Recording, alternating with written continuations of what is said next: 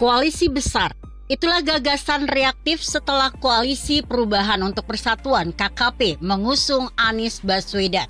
Istana menjadi kolaborator untuk membentuk koalisi yang terdiri dari Golkar, PAN, P3, Gerindra, dan PKB.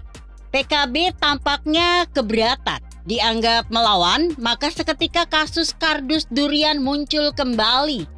MAKI, Masyarakat Anti Korupsi Indonesia, dan Komisi Pemberantasan Korupsi adalah dua aktor yang memunculkan kembali kasus kardus durian. Publik membaca ini sebagai pressure atau tekanan kepada Ketua Umum PKB Muhaimin Iskandar atau Caimin. Di sini kesan adanya kawin paksa terasa sekali. Mirip awal kelahiran Koalisi Indonesia Bersatu (KIB). Di mata publik itu juga kawin paksa. Gagasan koalisi besar ingin menyatukan Koalisi Indonesia Bersatu (KIB) dan Koalisi Indonesia Raya (KIR). Jika koalisi ini terbentuk, maka harapan Caimin untuk menjadi cawapres Prabowo pupus. PKB tidak punya kekuatan lagi untuk menekan Prabowo berpasangan dengan Caimin. Kemungkinan koalisi besar akan terbentuk, kata Ketua Umum PAN Zulkifli Hasan. Pengatur orkestranya adalah Jokowi. Lanjutnya, terbentuknya koalisi besar lebih disebabkan oleh loyalitas, tepatnya ketakutan mereka terhadap istana, sebagaimana juga KIB. Satu soal serius yang akan mereka hadapi adalah siapa capres-cawapres yang akan diusung oleh koalisi besar ini. Akankah koalisi besar ini mengusung Prabowo Subianto? Tidak menutup kemungkinan ini terjadi, tapi ini tidak mudah. Sebab kans Prabowo untuk menang di Pilpres 2024 dianggap relatif kecil. Elektabilitas Prabowo sudah jauh menurun, sementara sulit menarik pemantik yang bisa mendorong naiknya elektabilitas Prabowo. Golkar dan PKB agak sulit menerima Prabowo jadi capres. Begitu juga PAN dan P3. Kecuali jika Erlangga Hartarto jadi cawapresnya, Golkar bisa menerima. PKB mau capreskan Prabowo jika Caimin jadi cawapresnya. Bukan untuk menang Pilpres, tapi lebih untuk memenangkan partai masing-masing. Sampai di sini nego di partai koalisi besar akan sangat alot dan cenderung terancam bubar. Faktanya memang kepentingan masing-masing partai sulit dipertemukan di koalisi besar yang ingin dibentuk. Golkar, PAN, dan P3, tiga partai yang telah bergabung dalam KIB dari awal menginginkan capresnya Ganjar. Ini perintah sutradara, tapi Ganjar kader PDIP. Tanpa keikutsertaan PDIP, Ganjar akan lemah elektabilitasnya. KIB terancam bubar ketika Ganjar menolak karena belum ada restu dari PDIP. Untuk menyelamatkan KIB agar tidak bubar, dibuatlah koalisi besar. Ini bagian dari upaya istana untuk menekan PDIP agar mau capreskan Ganjar. Di sisi lain, Gerindra kemungkinan sulit menerima jika Prabowo jadi cawapres Ganjar. Posisi ini akan membuat Prabowo akan ditinggalkan konstituennya.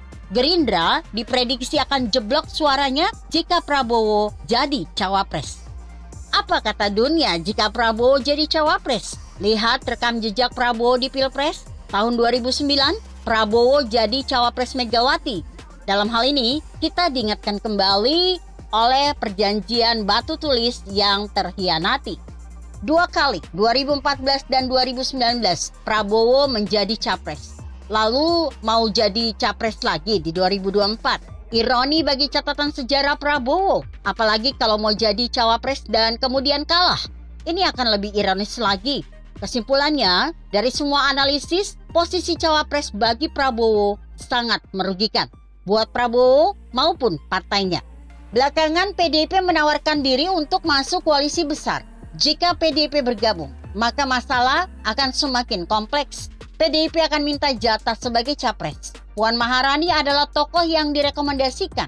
Apakah 5 parpol di luar PDIP akan menerima Puan sebagai capres? Hampir tidak mungkin. Selain faktor elektabilitas, istana memang tidak menginginkan Puan jadi capres.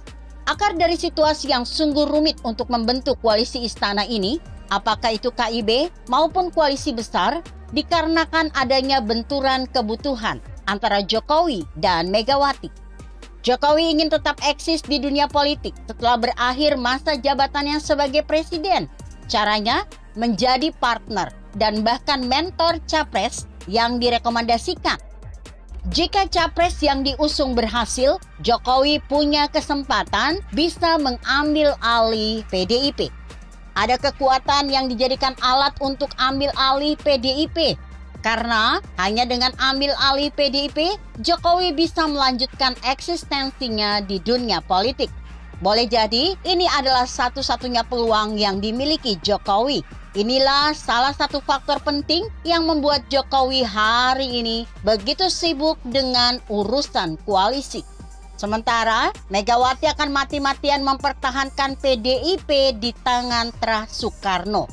PDIP besar karena menganut ideologi Soekarnoisme. Maka Terah Soekarno lah yang dianggap mampu mensolidkan semua kader dan simpatisan PDIP. Tidak ada ruang bagi yang lain untuk ambil posisi kepemimpinan di PDIP, termasuk Jokowi. Begitu kira-kira. Artikel ini ditulis Tony Rashid yang disadur dari rmol.id dengan judul Sibuknya Istana Bendung Anies Baswedan. Bagaimana menurut Anda? Jika Anda berpendapat lain, tuliskan komentar Anda di bawah ini. Saya Emma, Karisma 90.